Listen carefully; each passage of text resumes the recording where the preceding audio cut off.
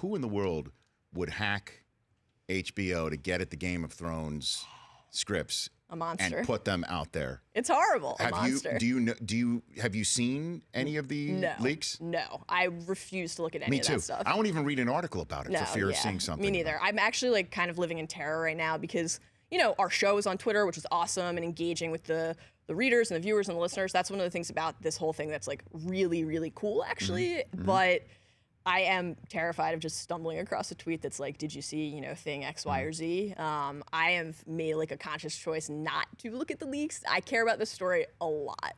And I really don't want to find out about like somebody's fate or whether a dragon dies or anything like that by reading like a Reddit thread. I think I love like theorizing, and speculating freely is like a pretty thrilling part of the whole experience, but I don't actually want to know what is happening until I am watching it. Or should George ever write another book? I would love to find out that way too. He's not writing another book. Yeah, I think you're probably I don't right. think. Wait, really? You don't think he's going to finish? No, I don't. No, I don't think he'll finish. Yeah. I don't think so. Why not? Because what's the point? I mean, at this point in time, it's now being written for him in a way. Yeah, but they're going based off of his outlines. Sort of. I mean, although we did say, which one? Was it Kit Harington or was it John Bradley who came in here, by the way, in the seat in which you're currently occupying, Incredible. Mallory? The King of the North was sitting right here. What an honor. He was. About 3 An weeks ago. acolyte at the Citadel was sitting right here. And he refused to give anything up about anything. They're very well practiced at that. Zero. Yeah. But one of them said that both Dan Weiss and David Benioff went to George Martin and said beforehand, this is the way we feel it's going to work, finish up, right? And he confirmed. He said, that's the way it's going to wind up. And I thought to myself, when I heard that story, he's kind of like, oh, yeah, that's the way it's going to wind up. Yeah, go with it. Even though it might not. Here's my suspicion about that. I think that probably is like a focused ending on certain key parties, like John and Dany, perhaps, you know, the Night Fire and King. Ice. Right.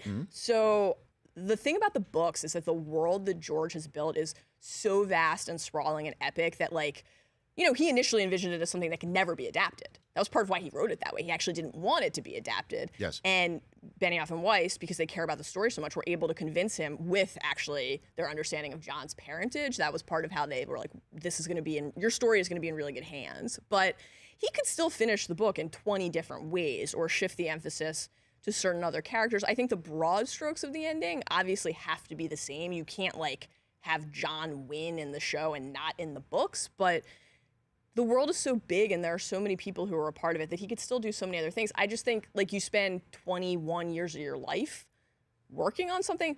The first book came out 21 years ago. So he was working on it before that. 25 years of his life. And someone else is getting to finish that and share that with the masses. That must be like the most debilitating sensation. That would drive me nuts. Yeah, so that's really tough. I think maybe he waits till the show ends and then gives it another crack. But he's like writing another companion story now. Guys, if you like Targaryen history, boy, do I have good news for you. You're going to get a few more 1,000 pages on it soon. But I think he'll keep doing that, and then, you know, we'll see.